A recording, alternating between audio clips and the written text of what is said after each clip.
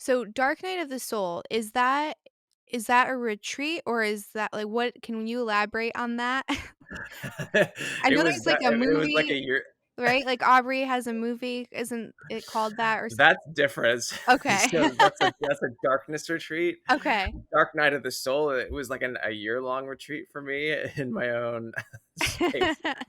So I didn't even know what the Dark Night of the Soul was, and I had gone through this breakup, and I was just like I was reading all these books. I was like but I just was like so had no motivation for anything. I didn't want to do anything. I was just like, what's the point of any of this? It was just this space that I was in, this time frame that I was in. And I was just like, how do I get out of this? It was like, I just want to feel good again. But I wasn't. I just felt dark. I was like, and then when I found this, then I did the DMT, and then I discovered the breath work, and then I was looking up I was started researching holotropic breath work, and I came across Stanislav Grof, who's the founder of it. And then I found this group on Facebook, and then I saw that one of my friends was in this group. And so I messaged him and I was like, hey, so like, tell me about breath work, tell me about this stuff. He's like, yeah, I went through a dark night of the soul. And I was like, it really helped me. And I was like, what is a dark night of the soul? And he was like, it's just this space where you go through, where you just kind of it's like a low in your life where you just can't see the point of anything. It's like you're not depressed. You don't want to, you're not suicidal, but you just like are in a really, really dark, unmotivated space. And so I Googled it and I was like, I took this, I saw this test. I took this test on some website and I was like, yeah, that's me. I was like, I feel like I don't want to do anything. I don't want to like I barely even want to get out of bed and like all these different things. And I was like, that's not like me. Like I've never been like this before. And so it is. It's actually a thing.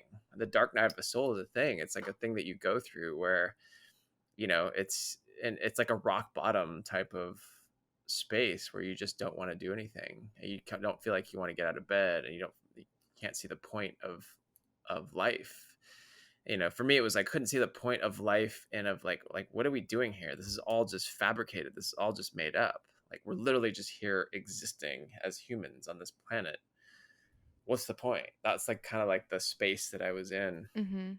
And so that's why it was like it was I needed to go through that, to come out on the other side. And that's like a big space of discovering the spiritual world, the spirituality piece of it, discovering the breath work, discovering all these different modalities that have created more depth in my own life, more depth, more expression. And, I've come to a whole new space of like, yeah, like I want to live this life fully expressed. I want to live this life to the best that it can possibly be Mhm. and be in that. So that is different than a darkness retreat, which is a new thing now. I think Aubrey started it, and like Aubrey started kind of like the trend of it. But like there's different darkness retreats. I know Emily just did it Mhm. as well, and my friend Blue did it, and a few other people like Aaron Rodgers did it. And it's like you go into complete darkness for like I think it's like 3 to 5 days. You could be even up to 10 days, Mhm. and you literally are just like completely deprived of anything visual, obviously. And so it pushes you into it's like another kind of almost medicine. Mhm. It's like kind of doing plant medicine, or it's like it'll push things up to the surface for you to like learn and to grow from. And I've never done it before. Mhm. Maybe I'll do it. Do you have any interest?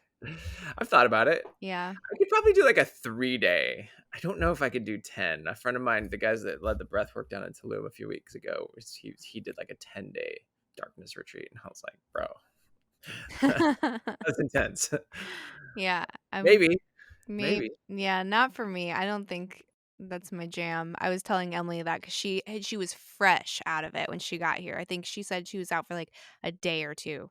So, like, the first thing she did was God. come out here and practice, like, pleasure prayer and podcast. So, like, you're really just jumping right back into the real world after that. She was, I think, still kind of processing her experience, which I bet. Like, that's brave and bold, and I was telling her, I was like, "I don't know if that's gonna be my modality." I brought it up. I have, like, this kinda, like, mentor teacher guy that I work with for mostly for like spiritual work, and I asked him about the darkness retreats. I was like, "Oh, have you heard of these things? I think they're new." And he's like, he's in his 70s. He's like, "Oh, you young kids just rediscovering ancient knowledge." And he starts going into it. And I'm like, "Well, it's good. It's good that young people are rediscovering these things because I haven't heard of it before. So it's great to have someone that has a very large platform like Aubrey to be like bringing ancient wisdom back to like the pop culture, if you will." Yeah, totally. And I think it's, with the exchange of information nowadays and social media, it's like making all this stuff a lot more relevant again. Mhm. Before it was just like ancient mystery schools and ancient mystery traditions, and that you would have to like know the right people to talk to and understand it.